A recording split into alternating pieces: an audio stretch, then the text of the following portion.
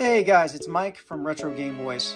Okay, so this video is not going to have the highest production quality, but it is going to provide some valuable information for something I've been trying to troubleshoot and a couple of my customers have also recognized.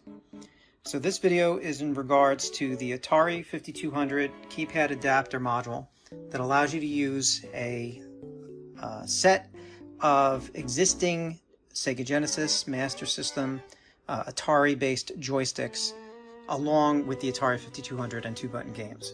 Now the supported list is in my description. Now what we've noticed is that some games basically show the character or vehicle moving to the left by itself, or in, for example, Pengo's case, Pengo won't move up at all. And these are game specific, but the way they program the auto center values. So what I'm going to do is set up the camera on the tripod and show the screen, and we're going to talk about what happens when a different type of joystick is used for certain games. Okay, so I'll be right back with you. Okay, so the module is plugged in, and the first thing we're going to do is we're going to test it with this Hyperkin Sega Genesis joystick. And this is the one I used to test with, and it's very commonly available. And we're going to turn on the Atari 5200, and we're going to go to the Pokey Adjust screen, and you're going to see what I'm talking about. Let's do that. Okay, plug in the module, plug in the joystick, turn it on. Okay, so what we're going to do, go to 32K ROMs, and we'll go to the diagnostic. Okay, and then we're going to go into number 5. Okay, and you can see that the values are pretty much where they should be around 115, 117. Okay, for the horizontal and vertical, and then you have your 0 and infinity. All good. Okay, so let's start it over. Go again. And just as a control, we're going to go back, and we're going to do it again. Okay, pretty good.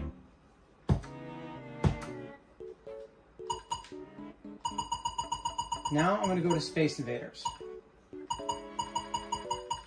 And I've noticed that certain games like Space Invaders or Kangaroo will automatically move to the left. And you'll notice that it's now moving back to the left by itself. Okay? Now not all the games do this. Okay, just bear with me as I go through this, okay? So now, I'm just going to use the same configuration, and we're just going to go to, Dig Dug.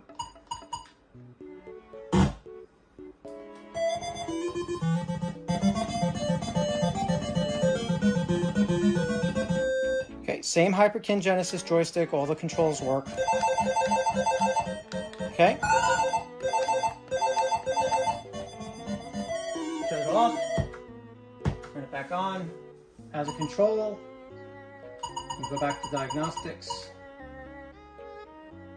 As you can see, I'm very thorough when I'm going through this because I actually have a point here. Okay, values look good. I'll go back to Space Invaders. Same thing. Now watch, I'm going to unplug the Hyperkin joystick. And I'm going to plug in my configuration, which basically is a Sega Master System configuration for my control tab.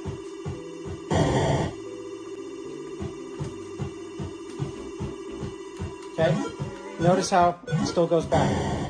I'm going to restart.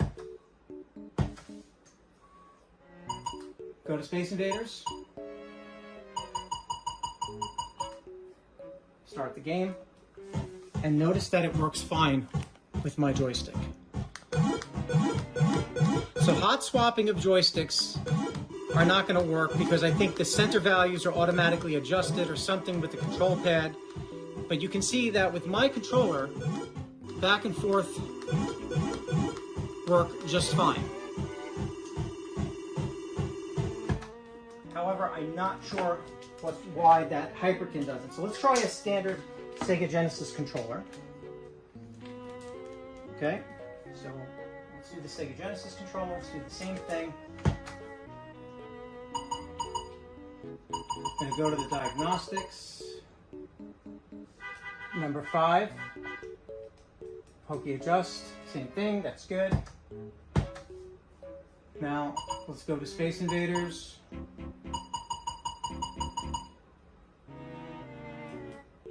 Same thing happens here. Keeps going to the left. Okay, so there's something with the Sega Genesis-based controller configuration and certain games where that would move to the left. So once again, people like to play Centipede, right? Or Millipede in this case. That same issue would happen. So I'm going to turn it on. And now this is using my controller. We're going to go to Millipede, start the game, and it works just fine. Okay?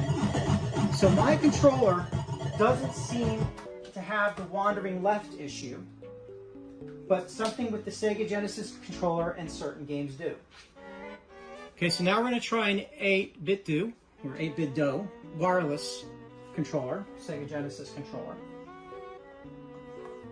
Plug that into the module, turn it on. Hopefully this is charged. Yep, there it is. So now I'm recording this particular controller.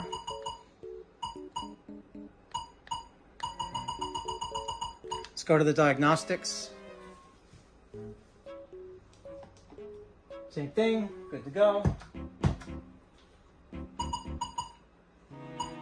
Let's go to Space Invaders. Start the game. And this one works perfectly. I love this idea. You play wireless Atari 5200. All right? So that works fine.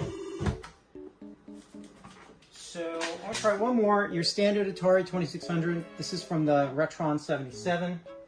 So I'm going to plug that in. And it's going to go right to Space Invaders. Start the game. And it works just fine. So the point of this video is that some of the character movements that you're going to get might wander to the left depending on which controller you're using. That's what I'm finding out here. And the reason why I made this video is because I've been noticing sometimes when I create a combo unit, basically I sell the keypad module and my controller as a combo, and then when I go through the testing pieces of this, I always noticed that those games worked, but then when I would create a single unit and test it with my Genesis controller, I would get that odd behavior of moving to the left. So I have to update some of the documentation, but it seems that the issue is not so much with the module or the technology in the module itself, but depending on which controller you use.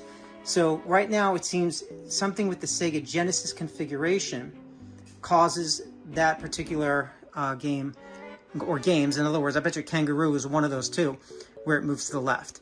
Now, there might be some pokey adjustments that you need inside also. I mean, that's another thing.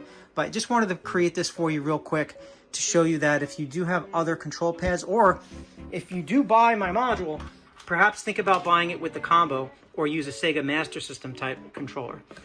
All right, guys, hope this was helpful. Take care.